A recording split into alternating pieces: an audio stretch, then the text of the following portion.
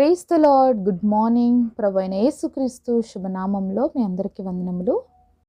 చిన్న ప్రార్థనతో మన హృదయాలని దేవుడి మాటల కొరకు సిద్ధపరచుకుందామా. పరిశుద్ధులైన తండ్రి, ఉదయకాల సమయంలో మీరు మాకు ఇచ్చిన అవకాశాన్ని బట్టి వందనాలయ్యా. అయ్యా, మీరు మాట్లాడే దేవుడు కదా ప్రభువా, మా అందరితో మాట్లాడండి, మమ్మల్ని దర్శించమని బలపరచమని యేసు నామములో ప్రార్థిస్తున్నాం తండ్రి, ఆమేన్. ఈరోజు దేవుని వాగ్దానము లూకా సువార్త 10వ అధ్యాయము 20వ వచనం. మీ పేర్లు పరలోకమందు రాయబడి ఉన్నవని సంతోషించుడని వారితో చెప్పాను. Luke chapter 10 verse 20, rather rejoice because your names are written in heaven. దేవుడు ఇచ్చినటువంటి అద్భుతమైన వాగ్దానం అందరి జీవితంలో నెరవేర్చబడును గాక, ఆమేన్. ఎంతమంది నమ్ముతున్నారండి, నా పేరు దేవుడి యొక్క జీవ గ్రంథంలో రాయబడింది, నేను మరణించిన తర్వాత ఖచ్చితంగా పరలోక రాజ్యానికి వెళ్తాను అని ఎంతమంది చెప్పగలం? ఈరోజు మనం అందరం క్రైస్తవులు కదా. క్రైస్తవులు అనబడేటువంటి మనము, అలాగే దేవుడు పిల్లలు అనబడేటువంటి మనము అందరికీ కూడా దేవుడు అద్భుతమైన అవకాశం ఏమిచ్చాడు అంటే, మనల్ని అందరినీ నిత్య నరకాగ్నిలో నుంచి దేవుడు బయటికి తీసుకొచ్చాడండి.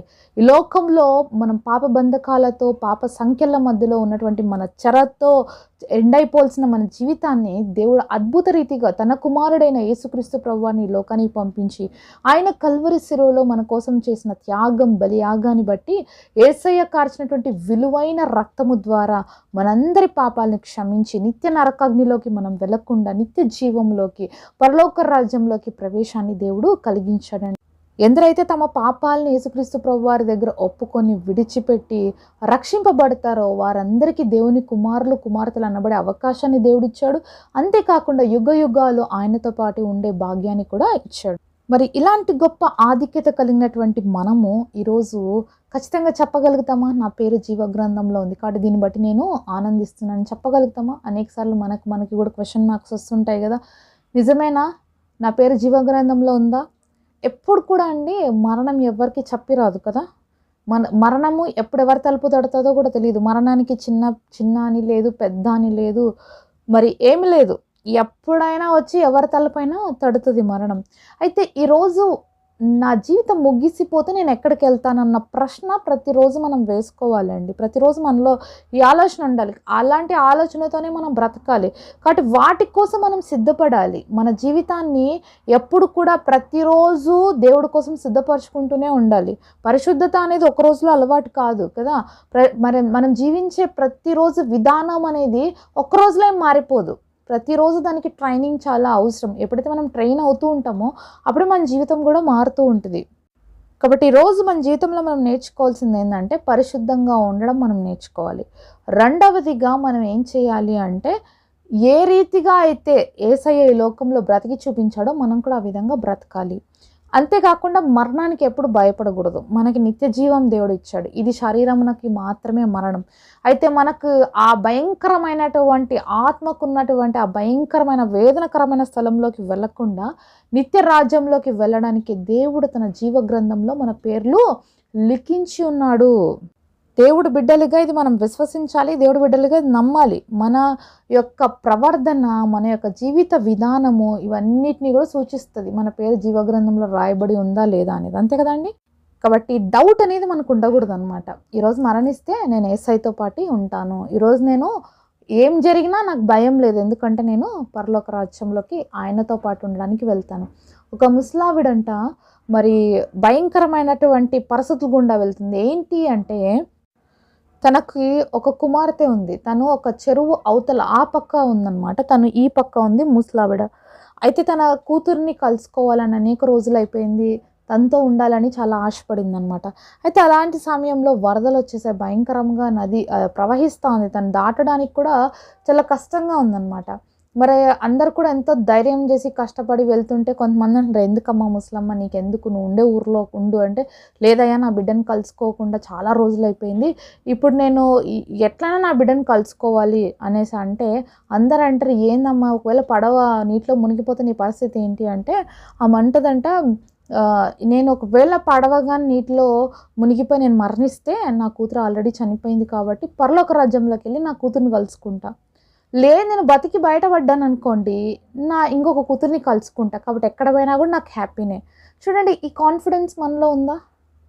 నేను చనిపోతే పరలోక రాజ్యంలోనూ నా కూతురిని వెళ్ళి కలుసుకుంటాను, నేను బ్రతుకుంటే నా కూతురిని వెళ్ళి ఇంకొక కూతుర్ని కూడా కలుసుకుంటాను. ఆ విధంగా మనం ఉండాలండి. ఎప్పుడు మరణం మన తలుపు తట్టినా కూడా విశ్వాసంతో మనము ఇప్పుడు నేను మరణించినా నా దేవుడి దగ్గరే ఉంటాను. అంతే. ఆ ధైర్యం మనకు ఉండాలన్నమాట.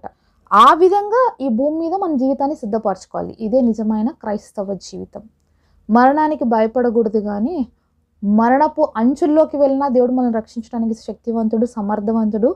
అయితే మరణించినా గానీ యుగయుగాలు ఆయనతో జీవిస్తాం. ఈ నిరీక్షణ మనల్ని బ్రతికిస్తదనమాట. కాబట్టి ఈ నిరీక్షణతోనే ఈ లోకంలో మనం పరిశుద్ధంగా జీవించాలి. ఈ లోకంలో సిద్ధపాటు కలిగి ఉండాలి. మనం దేవుడు ఇచ్చేటువంటి ఆ నిత్య రాజ్యానికి మనం వారసులు అవ్వాలి. ఇదే దేవుడి యొక్క గొప్ప సంకల్పం మనందరి పట్ల. కాబట్టి మనందరి పేర్లు కూడా జీవగ్రంథంలో మరి లిఖించబడి ఉన్నాయని నమ్ముదామండి. ఎందుకంటే యేసుక్రీస్తు ప్రభువారి రక్తంలో కడగబడి మరి ఆయన పోలిక చొప్పున ఆయన ప్రకారంగా జీవిస్తున్న ప్రతి వారి జీవితము మరి ఎక్కడ ఉంటుంది వాళ్ళ పేర్లు మరి పరలోక రాజ్యంలో జీవ గ్రంథంలో రాయబడి ఉంటాయి. కాబట్టి మనం ఆ లిస్టులో ఉండాలని ఆశపడాలి. అలాగే ఆ యొక్క ఉన్నతమైన ఆత్మీయ స్థితికి మనము రీచ్ అవ్వాలి. అలాగే దేవుడితో యుగ యుగాలు ఉండాలి అనే ఈ లోకంలో ఉన్నప్పుడే దానికి సిద్ధపాటు చాలా అవసరం. చనిపోక ముందు ఏమైనా చేస్తామండి. చనిపోయిన తర్వాత ఇంకా ఏం పరిస్థితులు మనం మార్చలేము. కాబట్టి బ్రతికున్నప్పుడు దేవుడు ప్రతిరోజు అవకాశం ఇచ్చాడు. సంవత్సరాలు మార్చబడుతున్నప్పటికీ కూడా ఇంకా మనం సజీవంగా ఉన్నాము. దినాలు గడుస్తున్నప్పటికీ కూడా దేవుడు మహాకృపను బట్టి మనల్ని దేవుడు ఇంకా భూమి మీద పెట్టాడు అంటే ఖచ్చితంగా మనం దేవుడి రాజ్యం కొరకు సిద్ధపడాలి. కాబట్టి దేవుడు ఈరోజు మనతో చెప్తున్న మాట ఏంటంటే, మీ పేర్లు పరలోక రాజ్యంలో లిఖింపబడి ఉన్నాయని ఆనందించండి. ఈరోజు ఏ కష్టం గుండా నువ్వు వెళ్తున్నావు, ఈ లోక సమస్యలు చూసి, ఈ లోకపరమైనటువంటి ఇబ్బందులు చూసి, వాటినే చూసి బాధపడుతూ కూర్చున్నావేమో. అయితే దేవుడు అంటున్నాడు, వాటన్నిటికంటే కూడా నీకు ఈ లోకంలో ధనం ఉందనో, డబ్బు ఉందనో, ఐశ్వర్యం ఉందనో దాన్ని బట్టి నువ్వు అతిశయించొద్దు. దాన్ని బట్టి సంతోషించడానికంటే కూడా నువ్వు దేవుడి రాజ్యంలో నీ పేరు పరలోక రాజ్యంలో లిఖింపబడి ఉన్నదని నువ్వు సంతోషించబడాలి. నీ ద్వారా అద్భుతాలు జరగచ్చు, నీ ద్వారా పరిచర్య జరగచ్చు. వీటన్నిటికంటే ముఖ్యంగా నీ పేరు దేవుడు జీవగ్రంథంలో రాశాడు. కాబట్టి దాన్ని బట్టి సంతోషించు అని దేవుడు చెప్తున్నాడండి. కాబట్టి మన పేర్లు కూడా నిత్య రాజ్యమైనటువంటి దేవుడు రాజ్యంలో ఆయన గ్రంథంలో లిఖింపబడడానికి మనం భూమి మీదనే సిద్ధపరచుకోవాలి. కాబట్టి దేవుడు మనకు అవకాశం ఇచ్చి ఉన్నాడు కాబట్టి దాన్ని వాడుకుందాము. మన పేర్లు జీవగ్రంథంలో రాయబడి ఉన్నామని నిరంతరం మనము ఆనందించాలి. యుగాలు ఆయనతో ఉండబోతాం కాబట్టి మనం ఎంత గొప్ప భాగ్యం ఇచ్చాడని దేవుని మనం మహింపరచాలి. కాబట్టి సిద్ధపడదాము. అలాంటి ఉన్నతమైన దేవుడు ఇచ్చినటువంటి అవకాశాన్ని బట్టి ఆనందిద్దాము. దేవుని మహిమపడదాం. అట్టి కృప మనందరికీ దేవుడు దయచేయను గాక.